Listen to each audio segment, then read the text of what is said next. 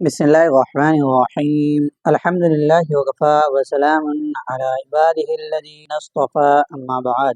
انسان دنیا کی جاندار چیزوں میں سے وہ مخلوق ہے جو اکٹھے مل جل کر زندگی گزارتے ہیں۔ تمدن، محلے، بستیاں، مکانات، شہر، ریاستیں، حکومتیں کسی اور مخلوق میں نہیں۔ یہ سسٹم نہ کسی شہروں میں ہے نہ ہاتھیوں میں۔ تمدن یعنی مل جل کر رہنا، ایک دوسرے کی ضروریات پوری کرنا، یہ صرف انسانوں میں ہے۔ اگرچہ دوسرے جاندار بھی یہ کرتے ہیں لیکن محدود دائرے میں۔ تمدن کو معاشرت بھی کہتے ہیں۔ یہ انسان کا خاصہ ہے۔ ایک عام لفظ بولا جاتا ہے کہ انسان مدنی الطبع ہے۔ انسان میں مدنیت، شہریت، اجتماعیت، معاشرت ہوتی ہے، اور اکٹھے رہنا انسان کی مجبوری بھی ہے، انسان کی ضرورت بھی ہے اور انسان کی عادت بھی ہے۔ اکٹھے رہنے کے لیے ایک دوسرے کے حقوق کا لحاظ رکھنا، ایک دوسرے کی ذمہ داری پوری کرنا ضروری ہے۔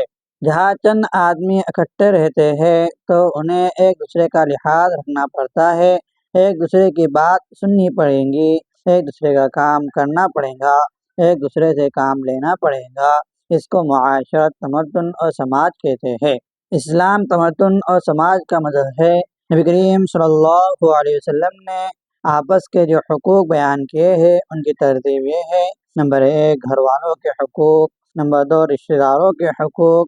گھر والوں کے حقوق میں اولاد کے، ماں باپ کے حقوق، والدین کے حقوق، بھائیوں کے، بہنوں کے حقوق، اور خاوند کے لیے بیویوں کے حقوق، بیوی کے لیے خاوند کے حقوق، اور پھر اس کے بعد قریبی رشتہ داروں کے حقوق بیان کیے جس کو صلہ رحمی بھی کہتے ہیں، اور اس کے بعد تیسرے نمبر پر پڑوسیوں کے حقوق کے اپنے ارد گرد رہنے والوں کے حقوق بیان کیے گئے کہ پڑوسی 3 قسم کے ہیں: ایک وہ پڑوسی جو رشتہ دار بھی ہے، دوسرے وہ پڑوسی جو رشتہ دار نہیں ہے، اور تیسرا وہ پہلو کا ساتھی جس کو لیگ کہتے ہیں، جیسے کلاس میٹ، کلاس فیلو، سفر کا ساتھی، کسی کام میں شریک، ملازمت میں شریک۔ اور اس کے بعد چوتھے نمبر پر معاشرے کے حقوق یعنی سوسائٹی کا، عمومی معاشرے میں جو محتاج اور ضرورت مند ہے ان کا خیال کیا جائے۔ کوئی معذور ہے، کوئی مصیبت زدہ ہے، کوئی پریشان حال ہے تو ان کے حقوق ادا کیے جائے۔ اور اس کے بعد جانوروں کے حقوق بھی بیان کیے گئے، اور اسی طرح راستے کے حقوق بھی بیان کیے گئے، اور اس کے بعد ایک دوسرے کے حقوق کا لحاظ کرنے کا حکم دیا گیا۔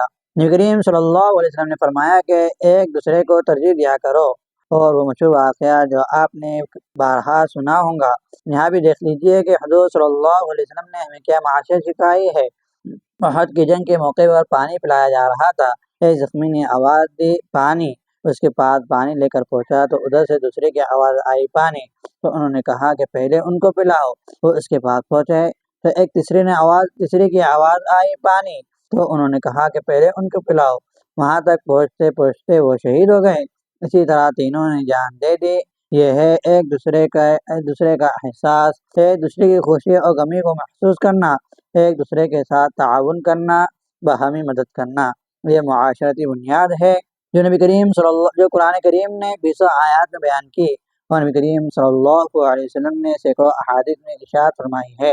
اصولی اور خلاصے کی بات یہ ہے کہ معاشرے کے آداب اور حقوق، ایک دوسرے کا لحاظ کرنا، ایک دوسرے کی عزت و احترام سب سے زیادہ قرآن کریم نے اور نبی کریم صلی اللہ علیہ وسلم نے سکھایا ہے، اور اس سب کی سب سے زیادہ جامع تعلیم جناب نبی کریم صلی اللہ علیہ وسلم نے دی ہے۔